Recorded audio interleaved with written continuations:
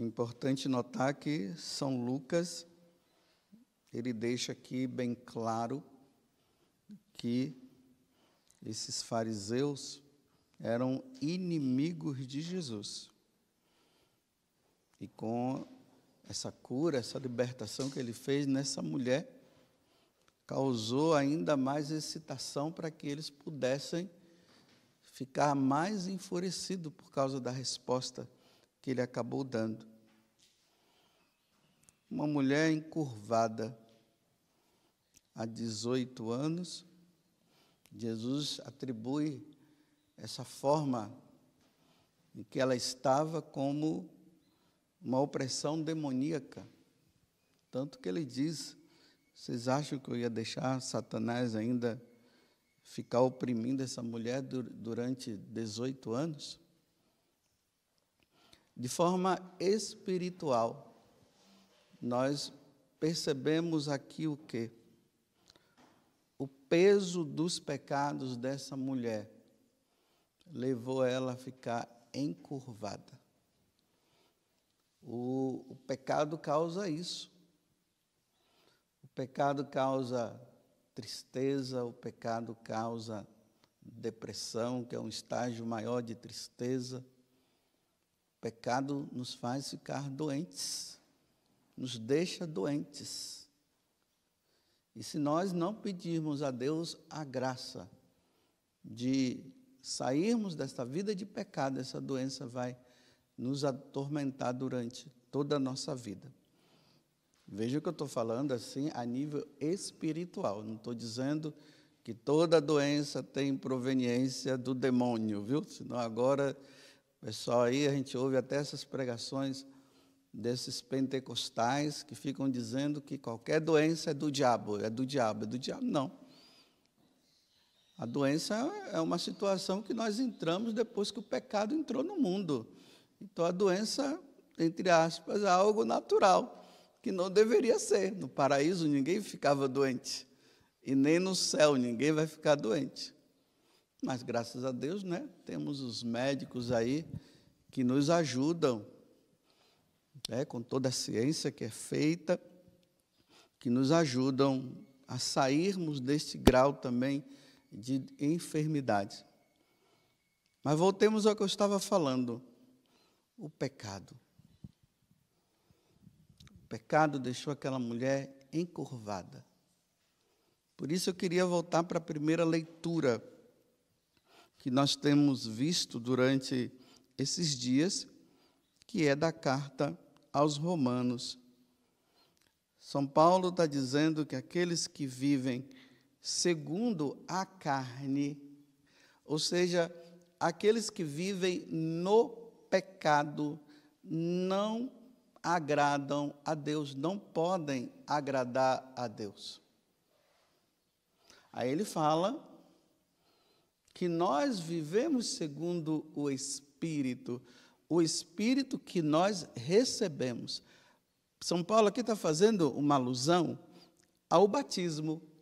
Então, quando São Paulo está pregando para os romanos, vamos lembrar, né, que eu já falei aqui, a vida que os romanos viviam, a degradação, os pecados da carne que eles viviam, a forma como eles agiam, cada um, eles tinham os deuses para cada situação. O deus Eros, o deus do prazer, e aí por diante. Baco, o deus da bebida. E aí eles se lambuzavam dessa forma. Aí agora eles se convertem ao cristianismo e são batizados. Aí agora São Paulo está dizendo: os que vivem segundo o Espírito não podem viver segundo a carne. Irmãos, nós não temos uma dívida com a carne para vivermos segundo a carne. Pois, se viverdes segundo a carne, morrereis. Quem vive segundo a carne Essa morte que ele está falando é aquela segunda morte que fala no livro do Apocalipse. Porque a primeira morte, todos nós iremos ter que passar. Mas a segunda morte, que na verdade não é nenhuma morte, mas é como se vivesses segundo mortos lá no inferno. Então ele está dizendo, se você vive segundo a carne, vocês vão morrer. E aqui ele fala um outro detalhe. Porque nós que recebemos o Espírito, isso foi no batismo, nós somos filhos de Deus. Nós somos filhos adotivos, porque nós nos tornamos filhos adotivos no dia que nós fomos batizados. No dia que nós, antes do batismo, nós éramos criaturas, nós fomos criados por Deus, mas na hora que fomos batizados, nós nos tornamos filhos adotivos por meio de Jesus Cristo, por meio da morte de Jesus na cruz. Então, hoje nós podemos dizer, falar como Jesus fala, Abba, Pai, porque Jesus é filho. Jesus, sim, é o primogênito, mas nós somos filhos adotivos. Então, uma vez que nós nos tornamos filhos de Deus por meio do batismo, e nós temos a Deus como Pai, aí São Paulo está dizendo que nós somos herdeiros, herdeiros da vida eterna com Ele. Mas para que nós possamos herdar a vida eterna com Ele, nós precisamos viver como filhos de Deus e não como filhos do diabo. E viver como filho do diabo é se lambuzar no pecado. E a recompensa, o salário disso aqui é a morte, como São Paulo vai dizer. Então, no sábado, essa leitura, que deu início a essa leitura no capítulo 8 da carta aos Romanos, São Paulo dizia assim: os que vivem segundo a carne não podem agradar a Deus. Olha bem, nós que fomos batizados, nós que somos católicos, nós precisamos agradar a Deus. E a forma de nós agradarmos a Deus é não darmos razão para o pecado fazer parte da nossa vida. Vós não viveis segundo a carne, mas segundo o Espírito, se realmente o Espírito de Deus mora em vós. Se você quer ver se realmente o Espírito de Deus que nós recebemos no batismo e que habitou em nós, se nós queremos ver, é só ver o nosso comportamento. Como é que nós vivemos? Os que vivem segundo a carne aspiram pelas coisas da carne, e os que vivem segundo o Espírito aspiram pelas coisas do Espírito. Muitas vezes nós, padres, nós nos deparamos com pessoas que elas são batizadas, mas que elas não querem sair dessa vida carnal. Não querem. E ainda mais quando existe essa tal possibilidade, que é uma possibilidade que o demônio infiltrou e colocou na mente de muitas pessoas, de dizer que todo mundo está salvo. Todo mundo vai se salvar. Todo mundo irá para o céu um dia.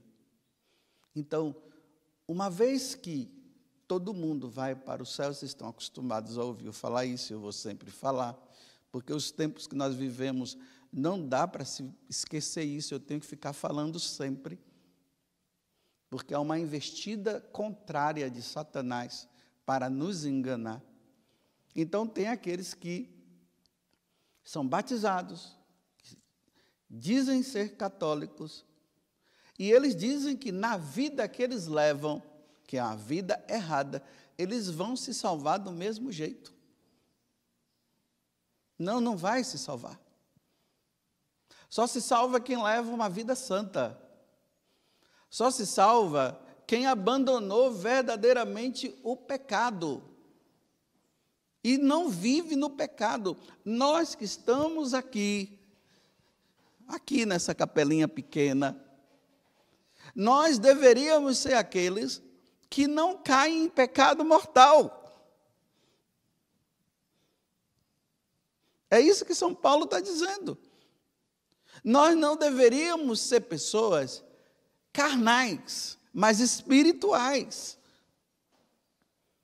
Só que nas igrejas, ali nas paróquias, nas dioceses, as pessoas elas vão até, tem aquelas pessoas que vão na missa dominical, e graças a Deus devem ir mesmo, tem outros que não só vão na missa dominical, mas elas vão na missa semanal.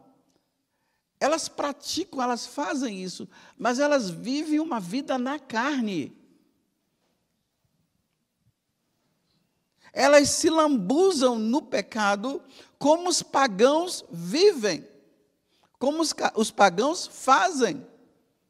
É preciso ter uma diferença nossa entre o pagão e o cristão. Tem que ter a diferença. Mas, observem, parece que não há mais diferença. Está tudo igual.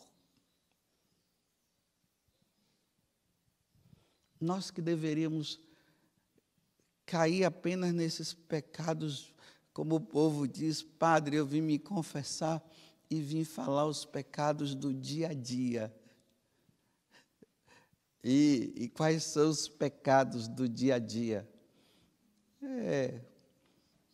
Esse mau pensamento que a gente tem para com alguém que tira a paciência nossa, aquela filha lá que está cuidando do pai, que já está bem doente, né?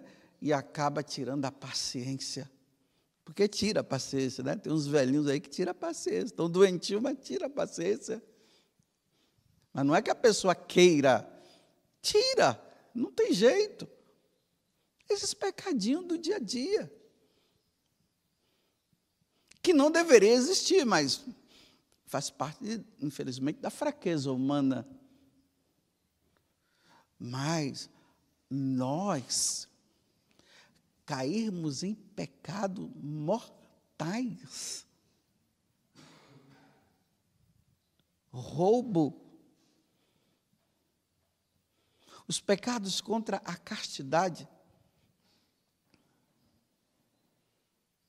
Nós, lá no 4º mandamento, falta de respeito para com seus pais. Falta de respeito. Nós sermos a favor do aborto, da ideologia de gênero, nós sermos a favor.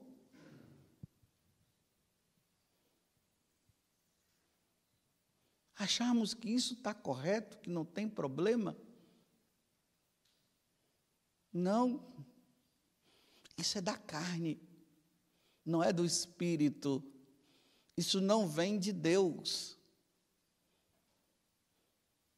Apoiarmos a prática de homem com homem, mulher com mulher, essas leis que estão saindo agora, tentando legalizar como é quando um adulto usa uma criança, como é que... Isso, nós que somos do Espírito, aprovarmos a pedofilia. Casamento entre pai com filho e filho com pai. Nós que somos do Espírito, herdeiros do reino dos céus. Aonde está a diferença? Só porque vai na igreja? Só porque participa de uma adoração? É essa a diferença? Sim, também essa é a diferença. Mas a diferença ela tem que acontecer depois que nós saímos da adoração, depois que nós saímos de uma santa missa, depois que nós ouvimos uma homilia, depois que nós meditamos, depois de nós rezarmos o terço. Nós devemos sair desses momentos com o fruto do batismo, com o fruto do Espírito, que vai contra isso que Satanás semeou no mundo e que está tudo se normalizando. Antigamente, as pessoas elas entravam na igreja para levar uma vida santa. Hoje se entra na igreja para levar a vida pagã. É assim que está.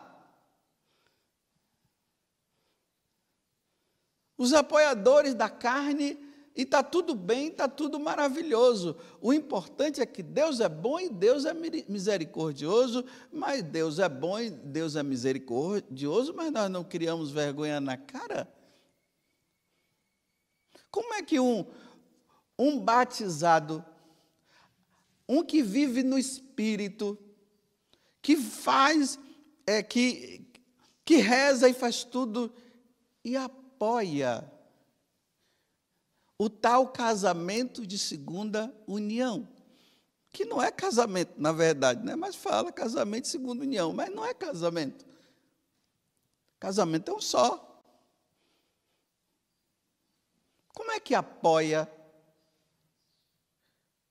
Como é que uma mãe, que ela diz que é católica, que reza e faz tudo, e ela apoia o namorado vir na casa dela, quer seja no final de semana ou durante a semana, e dormir no quarto da filha dela? Como é que apoia? Como é que uma mãe e um pai apoiam uma coisa dessa? Isso é carnal.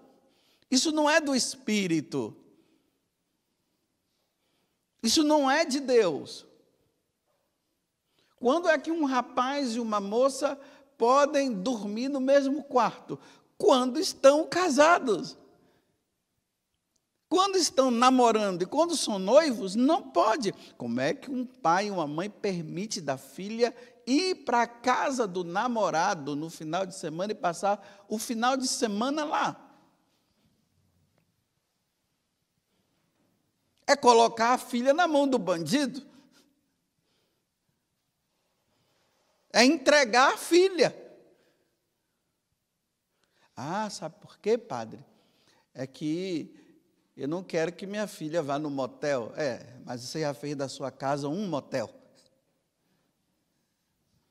Então a sua casa é um motel. Como apoiamos? Não dá, meus irmãos, como São Paulo está dizendo, agradar a Deus levando uma vida mundana. A única forma de agradar a Deus é tirar esse mundo. Tira o mundo de dentro de nós. E coloca Deus dentro de nós. E lutemos contra a carne. Mas não vamos aos dissabores da carne. Não vamos ao encontro da carne. Fujamos. Porque como vamos ser santos dessa forma?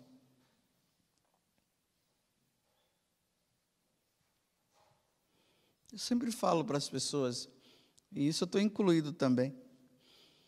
Eu disse, até quando? Até quando? Você quer ir para o céu? A pessoa diz assim, quero, padre. Assim? Com essa prática? Sim, mas eu quero ir para o céu. Não vai, nessa prática não vai. Quando você vai abandonar essa prática? Você tem a capacidade de entender que você está fazendo uma preparação para ir para o inferno, em vez de fazer uma preparação de ir para o céu. A nossa vida, meus irmãos, aqui na terra é uma preparação para o céu, não é para o inferno é para Satanás. É ele que tem que estar lá. Por um desígnio de Deus, ele continua aí agindo, mas o lugar dele é no inferno. Aí a nossa preparação é para o céu. Padre, mas eu sou muito fraco. Eu também sou, todos nós somos. Mas vai lutar quando? É preciso lutar. Não nos preparemos para o inferno. Nos preparemos para o céu.